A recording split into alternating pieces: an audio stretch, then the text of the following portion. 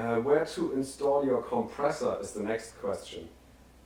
In a clean space that isn't dusty and doesn't get wet would usually be my answer to that. You can install compressors under the bonnet, but it gets dusty in there, you get water in there, depends on what you do, you get mud in there, and you can imagine all of these things together with the compressor.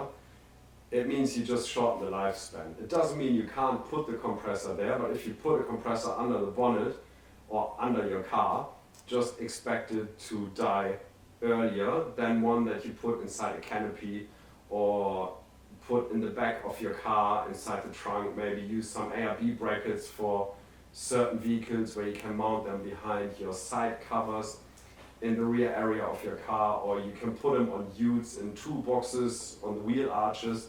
All these areas, as soon as they are relatively dust proof and no water gets in there, your compressor will live a lot longer than it will in an environment where it gets a lot of dust, water, mud, and so on and so forth. This is almost true for everything.